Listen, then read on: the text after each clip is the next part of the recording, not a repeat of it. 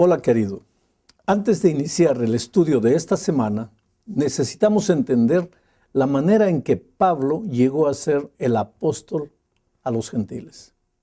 Eso nos ayudará a entender por qué Pablo combatió con tanta firmeza a los que querían añadirle alguna cosa al sacrificio de Cristo como base de la salvación.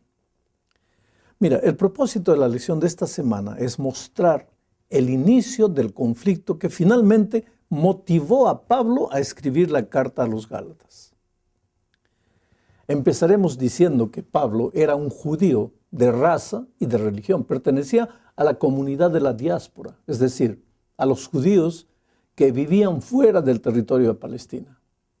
Como fariseo sincero y convencido, Pablo no tenía más que una pasión: servir a Dios cumpliendo la ley al pie de la letra. Él mismo nos dice que nació en Tarso, en Cilicia, de un padre judío que era ciudadano romano. Su familia era completamente ligada a las tradiciones, amarrada a las tradiciones, a las costumbres, a las reglas fariseas. Pablo era muy joven cuando fue enviado a Jerusalén para recibir una buena educación judía en la escuela de Gamaliel, el más grande rabino de aquellos tiempos. La primera vez que encontramos a Pablo en la Biblia es por ocasión del apedreamiento de Esteban. Pablo está allí, tal vez formando parte del grupo de los que discutieron con Esteban antes de apedrearlo. Ahora, ¿por qué discutieron esos hombres con Esteban? Esto es clave. Observa la acusación de los fariseos. Está registrado aquí en el libro de Hechos de los Apóstoles, capítulo 6, versículos 13 y 14. Y presentaron testigos falsos que dijeron: este hombre continuamente habla en contra de este lugar santo y de la ley, porque le hemos oído decir que este Nazareno Jesús destruirá este lugar y cambiará las tradiciones que Moisés nos legó. A mi amigo querido, para entender el sentido de estas acusaciones es necesario conocer un poco el trasfondo de la historia. Piensa un poco en lo que significaba ser judío en los tiempos de Cristo. Para ellos nada era más importante que ser judío. Recuerda que siglos antes Dios había llamado a Abraham y le había prometido hacer de él una gran nación. Bueno, los judíos eran esa gran nación.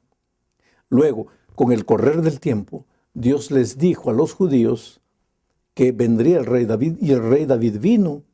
Y entonces Dios les dijo que de la simiente de ese rey, del rey David, vendría el Mesías que gobernaría todas las naciones. Los judíos tenían entonces todos los motivos del mundo para sentirse superiores a los otros. Su religión no era una religión inventada. Estaba fundada en las Escrituras Sagradas. Estaba inspirada por el propio Dios. Por lo tanto, su religión, las enseñanzas de su religión y el templo donde se adoraban, se reunían para adorar a Dios, eran sumamente importantes y sagrados. Y de repente aparece un simple carpintero enseñando que la salvación es para los que creen en Él y no apenas para los que se reúnen en el templo. Esto debe haber sido terriblemente duro para los judíos. El templo. ¿Cómo podía alguien decir que destruiría el templo y la ley? ¿Cómo podía alguien atreverse a pensar en la salvación sin siquiera mencionar la santa ley de Dios? Ahora mira, ni Jesús, ni Esteban, ni ningún otro cristiano primitivo enseñó jamás que la ley había sido abolida, no. Al contrario, el propio Jesús había dicho lo que está registrado aquí en San Mateo, capítulo 5, versículo 17. No penséis que he venido para abolir la ley o los profetas. No he venido para abolir, sino para cumplir. Jesús había dicho eso, que Él no vino para destruir la ley, pero los judíos no podían aceptar que su tradición, su templo y sus costumbres pasasen a un segundo plano, aunque la ley no hubiera desaparecido. Por eso pagaron a testigos falsos que acusaron a Esteban. Pero yo pregunto, ¿podría suceder lo mismo conmigo hoy? ¿Podría yo estar tan convencido de mis ideas que estaría dispuesto a hacer cualquier cosa con tal de que los otros hagan lo que yo quiero, lo que yo pienso que es correcto, sin al menos darme el tiempo de revisar mis ideas? Sabes, este es un riesgo que todos corremos y del que nadie está libre. La segunda parte de la lección habla de la conversión de Pablo. Recuerda que Pablo estaba presente el día en que los fariseos apedrearon a Esteban. Hechos 7:58 dice lo siguiente: y echándolo fuera de la ciudad comenzaron a apedrearle, y los testigos pusieron sus mantos a los pies de un joven llamado Saulo. Oh querido, Saulo, como todo buen fariseo, consideraba el cristianismo una amenaza para la fe judía. Saulo era un hombre sincero y sinceramente comenzó a perseguir a los cristianos. Pena que sinceridad nunca fue sinónimo de estar en lo correcto. Hechos 8:1 afirma más. Dice: y Saulo consentía en su muerte. En aquel día hubo una gran persecución contra la iglesia que estaba en Jerusalén, y todos, salvo los apóstoles, fueron esparcidos por las tierras de Judea y de Samaria. ¿Te das cuenta? Saulo era uno de los participantes de aquel apedreamiento. Tal vez él no tirase la piedra, pero estaba allí observando y consintiendo todo. Y más todavía, Hechos 9, versículo 1 dice: Saulo, respirando todavía amenazas y muerte contra los discípulos del Señor, fue al sumo sacerdote y le pidió cartas para las sinagogas de Damasco, para que si encontraba algunos que pertenecieran al camino, tanto hombres como mujeres, los pudiera llevar atados a Jerusalén. Querido, ese era Saulo, antes de su conversión, claro. No era un ateo, no era un agnóstico, no era un racionalista, era un religioso sincero que pensaba que persiguiendo a los cristianos estaba realizando la obra de Dios. ¿Es posible creer que se está haciendo la voluntad de Dios cuando en realidad se está haciendo todo lo contrario? Bueno, la historia de Pablo nos muestra que sí. Pero aunque Saulo o Pablo no lo supiese, Dios tenía un plan maravilloso para su vida. Querido, Dios siempre tiene un plan maravilloso para todos. Para ti también, a pesar de las circunstancias difíciles que puedas estar enfrentando en este momento. Y el plan para Saulo se empezó a cumplir en el camino de Damasco. Mira, era una noche oscura cuando repentinamente una luz fulgurante resplandeció y todos los que estaban ahí cayeron por tierra aterrados. No era algo común, era sobrenatural. Saulo también cayó, comió polvo, besó la lona y allí, en su desgracia, humillado hasta el polvo, escuchó una voz que le decía: Saulo, Saulo, ¿por qué me persigues? ¿Quién eres tú?, preguntó el angustiado fariseo. Yo soy Jesús, a quien tú persigues, fue la respuesta. Y completó: dura cosa te es dar coces contra el aguijón. Coces contra el aguijón. ¿Qué significa eso? Es que Dios lo estaba llamando hace mucho tiempo, desde la ocasión en que escuchara y viera a Esteban realizar grandes prodigios. El manto ensangrentado del mártir colocado a sus pies, todo, absolutamente todo, era el llamado divino para él, pero Saulo parece que no quería entender, hasta que aquella noche Jesús se le presentó de una manera extraordinaria y él no tuvo para dónde más huir. Mi pregunta para ti es la siguiente: ¿hace cuánto tiempo Jesús te está llamando y tú no escuchas su voz? Ahora, lo impresionante de todo esto es que la gracia de Dios no alcanza solo a los delincuentes y pecadores corruptos. La maravillosa gracia de Jesucristo también puede alcanzar a los religiosos obstinados que depositan su confianza de salvación en su buen comportamiento, como era el caso de Pablo. Por eso el apóstol se volvió el exponente de la gracia divina. Y un día, escribiendo a los filipenses, dijo: aunque yo mismo podría confiar también en la carne, dijo él. Si algún otro cree tener motivo para confiar en la carne, yo mucho más. circuncidado al 8º día, del linaje de Israel, de la tribu de Benjamín, hebreo de hebreos, en cuanto a la ley, fariseo, en cuanto al celo, perseguidor de la iglesia, en cuanto a la justicia de la ley, hallado irreprensible.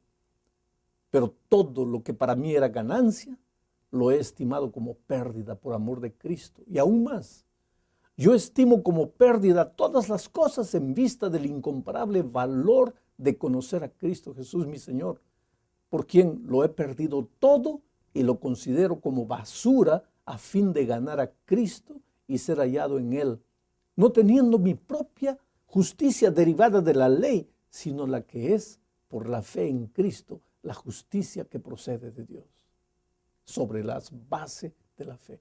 Oh, querido, tremendo, tremendo esta declaración de Pablo, es tremenda. Puedes ver que a partir de su conversión hubo una media vuelta en la vida de Pablo. De un extremo defensor de la ley se volvió en un defensor de la justicia de Cristo y de la gracia maravillosa de Jesús.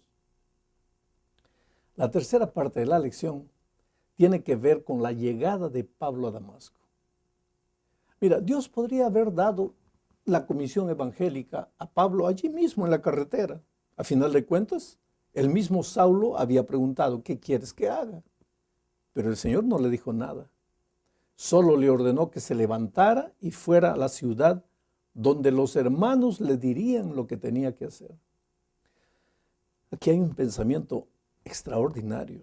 La iglesia, mira, la iglesia estaba comenzando a organizarse. Todavía estaba en pañales, pero Dios ya la respeta y deja con la iglesia la misión de orientar al nuevo converso. Ahora, delante de esa historia, ¿cómo es que hoy puede alguien pensar que la organización no tiene ninguna importancia en la vida del cristiano? Bueno, Saulo va a la ciudad ciego, no ve nada, es guiado por las otras personas. Tal vez ciego, él pudiese entender mejor cómo había vivido en la ceguera espiritual durante tanto tiempo. No sé si es a veces necesario que yo me quede ciego para entender mi ceguera espiritual. Pero sabes, si el Señor, en su amor maravilloso, misericordioso, Él cree necesario que yo me quede ciego, Él lo permitirá. A veces Dios habla y uno no quiere entender. Dios muestra, pero uno se cierra en sus preconceptos. Y si es necesario que yo me quede ciego para abrir mis ojos a los asuntos espirituales que no quiero entender, Él lo va a hacer, como lo hizo con Pablo. Volvamos a Pablo. Mira, él llega a la ciudad y permanece en ayuno y oración algunos días. Al mismo tiempo, Dios se presenta a un apóstol llamado Ananías y le dice que reciba a Saulo. Ananías se asusta con la orden porque él conoce la mala fama de Pablo y discute con el Señor, argumenta. Al principio no acepta, pero finalmente se rinde. Y aquí encontramos otra lección. Jamás juzgues a alguien por su pasado o por su apariencia o por lo que los otros dicen respecto de él, como Ananías hizo con relación a Saulo. Claro, yo sé que no es posible desde el punto de vista humano hacer de cuenta que no pasó nada, que el pasado de una persona no significa nada, porque significa sí. Pero la lección que debemos aprender hoy es ser generosos, es aprender a dar una segunda oportunidad a las personas, principalmente porque el poder transformador de Cristo es capaz de hacer cosas que la mente humana no alcanza a comprender. Ahora entramos a la cuarta parte de la lección. Tiene que ver con el inicio de la predicación a los gentiles. Hasta aquel tiempo la predicación se limitaba a los judíos. Los discípulos eran judíos y empezaron predicando el evangelio a los judíos, claro. De cierta manera, hasta inconscientemente pensaban que el evangelio era solo para los judíos. A pesar de que Jesús les había dicho que el mensaje debería ser predicado hasta el último rincón de la tierra. Pero este es un concepto que los llevó tiempo para poder entender. Bueno, Hechos 11 registra el inicio de la obra entre los gentiles, o sea, entre los que no eran judíos. A los no judíos les llamaban gentiles. Pero mira lo que dicen los versículos 19 al 21 de Hechos 11. Ahora bien, los que habían sido esparcidos a causa de la persecución que sobrevino cuando la muerte de Esteban, llegaron hasta Fenicia, Chipre y Antioquía, no hablando la palabra a nadie, sino solo a los judíos.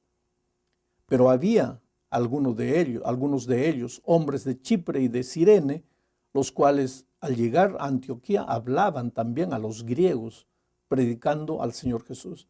Y la mano del Señor estaba con ellos, y gran número que creyó se convirtió al Señor.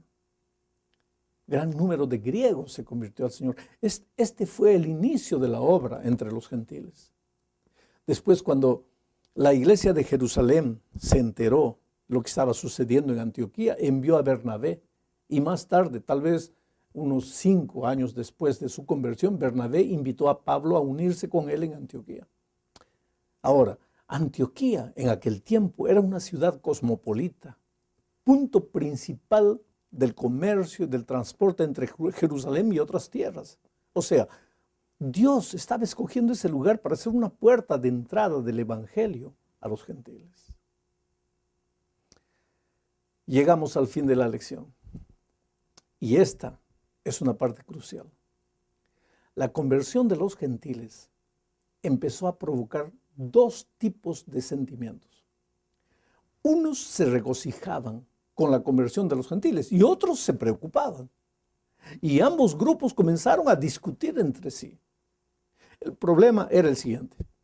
Algunos creían que para que un gentil se volviese cristiano no bastaba aceptar a Jesús como su Salvador y bautizarse. No, era necesario. Eso era poco. En la opinión de ellos creían que los gentiles, además de creer en Jesús, deberían ser circuncidados y deberían también guardar la ley de Moisés. Ya el otro grupo pensaba que creer en Jesucristo y ser bautizado era suficiente. Entonces ahí empezó la polémica. Ahora, ¿qué hace la iglesia cuando enfrenta un conflicto? No se pelea entre sí, ¿no? Se consulta al cuerpo de la iglesia en general. Y fue lo que sucedió. En Hechos 15, versículos 1 al 5, se encuentra el relato de lo que sucedió. Mira, dice así. Y algunos descendieron de Judea y enseñaban a los hermanos: si no os circuncidáis conforme al rito de Moisés, no podéis ser salvos. Pablo y Bernabé tuvieron una discusión y contienda no pequeña entre ellos. Por eso se dispuso que Pablo, Bernabé y algunos otros de ellos subieran a Jerusalén, a los apóstoles y a los ancianos, para tratar esta cuestión. Así que, siendo enviados por la iglesia, pasaron por Fenicia y Samaria, relatando detalladamente la conversión de los gentiles, y causaban gran gozo a todos los hermanos. Cuando llegaron a Jerusalén, fueron recibidos por la iglesia, los apóstoles y los ancianos, e informaron de todo lo que Dios había hecho con ellos. Pero algunos de la secta de los fariseos que habían creído se levantaron diciendo: es necesario circuncidarlos y mandarles que guarden la ley de Moisés. Bueno, querido, el concilio de la iglesia reunido en Jerusalén discutió este asunto y finalmente decidió que los judíos convertidos al cristianismo, si quisiesen, podían continuar con sus costumbres judías. Pero a los gentiles que se convertían no se les debía exigir nada más que aceptar a Jesús y ser bautizados. Ahora, el asunto debería haber terminado allí. ¿Tú no crees así? Sin embargo, no fue eso. Los más celosos, esos que se ufanaban de querer siempre hacer la voluntad de Dios, esos no respetaron la decisión de la iglesia y el conflicto continuó y continúa hasta hoy. Ese es el tema a los Gálatas. De un lado, gente que dice: no basta creer en Jesús para ser salvo, es necesario cumplir toda la ley. De otro lado, gente que dice: es para ser salvo únicamente creer en el Señor Jesucristo y ser bautizado. La ley será un resultado de esa vida y ese conflicto no acaba. Entonces Pablo, cuando escribe a los Gálatas, es firme al presentar la posición cristiana de la salvación únicamente por la fe en Cristo. Que Dios te bendiga.